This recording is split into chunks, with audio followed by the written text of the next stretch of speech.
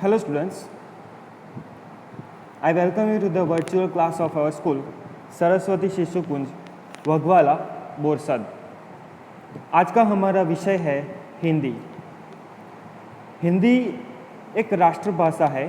भारत में इसको राष्ट्रीय भाषा की उपाधि मिली है। इतना ही नहीं बल्कि आपको पता होना चाहिए कि हिंदी भाषा का जो उद्भव है वो संस्कृत भाषा से हुआ है।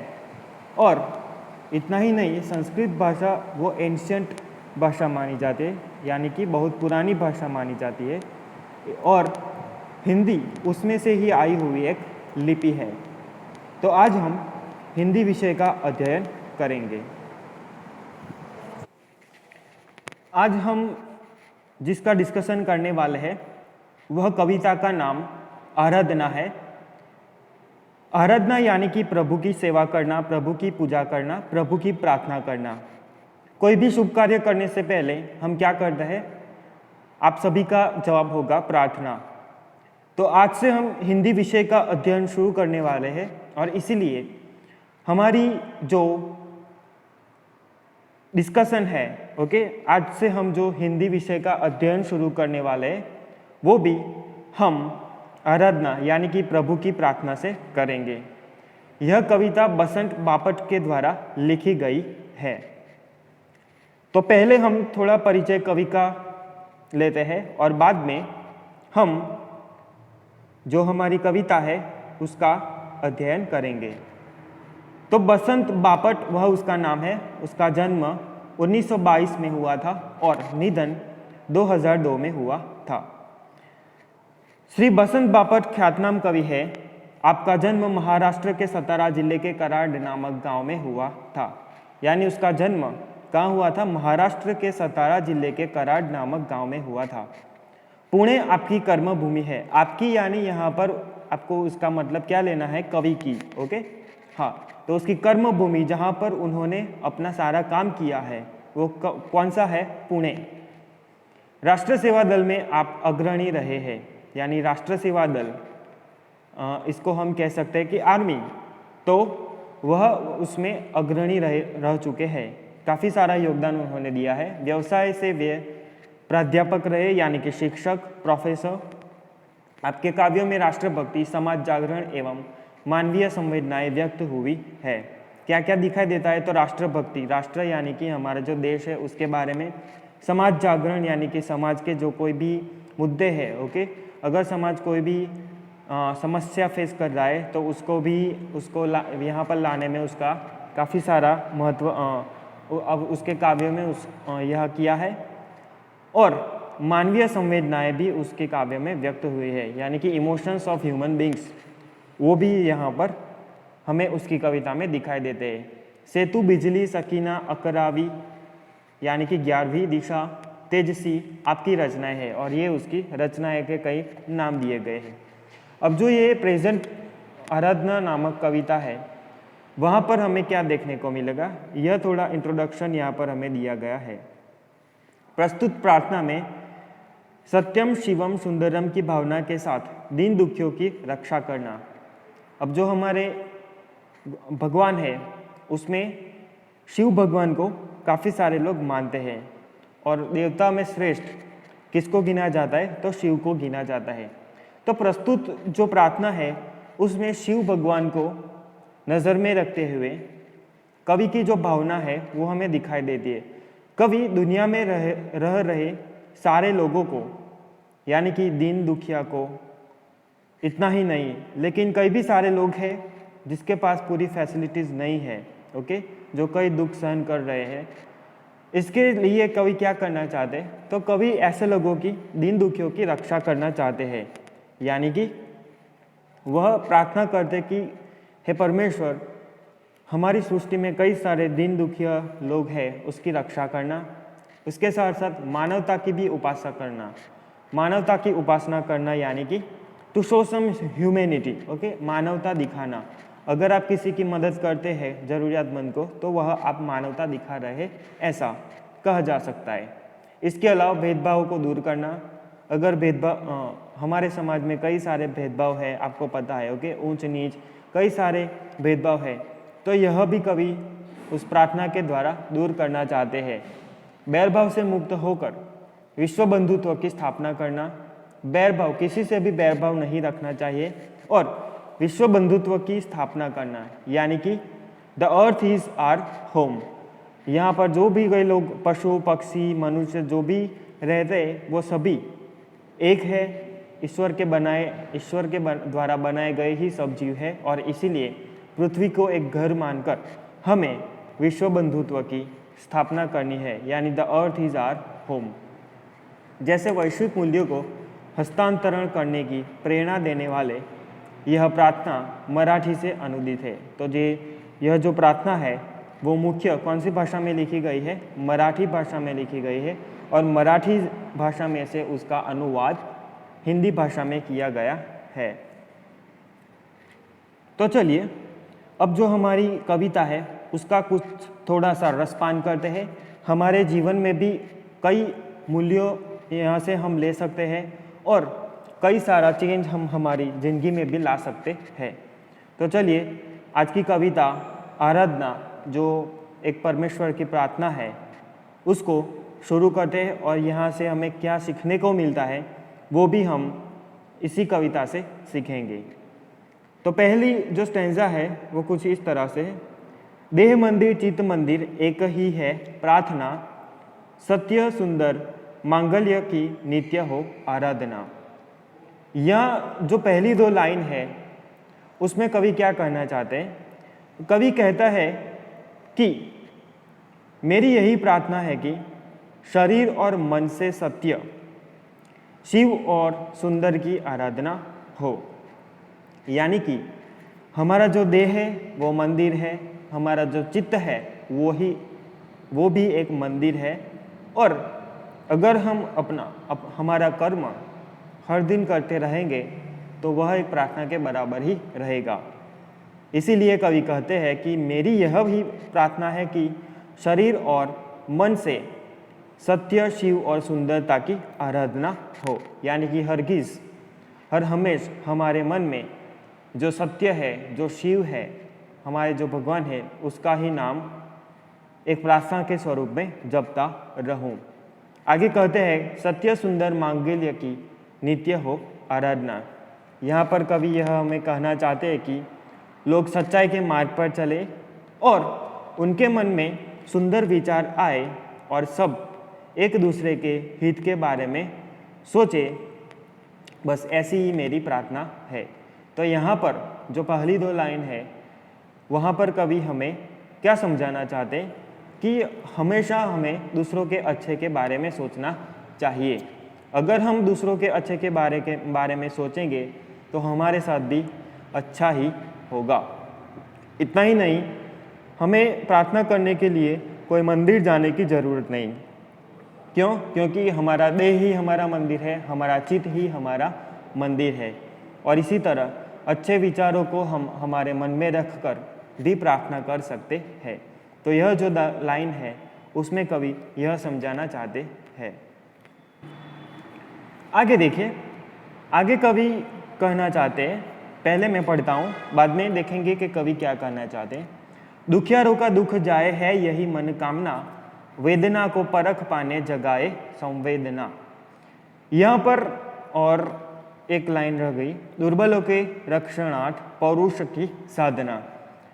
तो यहाँ पर कवि क्या कहना चाहते हैं आप पहली लाइन में देख सकते हैं कि दुखियारों का दुख जाए है यही मन कामना। हमारे आसपास कई सारे दुखी लोग हैं। दुखी और गरीब दोनों एक नहीं है, दोनों में कई सारे असमानता रही है। यानी कि दुखी लोग और गरीब लोग दोनों अलग अलग है। हाँ, ऐसा हो सकता है कि गरीब लोगों को भी दुख है, लेकिन ऐसा भी नहीं कि जिसके पास पैसा है वो लोग दुखी नहीं है, ऐसा भी नहीं। हाँ, लेकिन यहाँ हम कह सकते हैं कि अगर आप किसी चीज़ के लिए हर हमेश क्रेविंग करते हैं, यानी आपको हरगिज़ वो चीज़ चाहिए ही चाहिए और अगर आपको नहीं मिलती तो वह आपके लिए क्या होगा, वह एक दुख का कारण हो जाएगा। वापिस हम हमारी कविता पर आते हैं कि दुखियारों का दुख जाए। इसका मतलब है कि हमारे आसपास कई सारे लोग कई सारे दुख झेल रहे हैं। अभी की बात करें तो पूरी दुनिया कोविड-19 की क्या कर रही है, दुख से पसार हो रही है। और यहाँ पर हम सभी यह मनोकामना हम सभी को मिलकर यह मनोकामना करनी चाहिए कि हमारे आसपास जो कोई भी दुखियारे लोग हैं वह लोगों के सारे दुख चले जाइए। ओके, और कवि भी यहाँ पर यही चाहते हैं। वेदना को परख पाने जगाए संवेदना। इतना ही नहीं, लेकिन आगे कवि कहना चाहते हैं कि लोगों को एक दूसरों की पीड़ा समझनी चाहिए। अगर हम दूसरों की पीड़ा समझेंगे तभी जाके हम उसको मदद करेंगे, और इसी तरह हम क्या कर सकेंगे, तो जो दूसरों का दुख है वो हम कुछ इस तरह मिटा सकेंगे। आगे कवि कहते हैं, दुर्बलों के रक्षणार्थ पौरुष की साधना। कई सारे दुर्बल लोग भी हमारे आसपास हमें देखने को, दुर्बल यानी कि कोई काम करने की उसमें क्षमता ना हो तो उसे हम दुर्बल कह सकते हैं।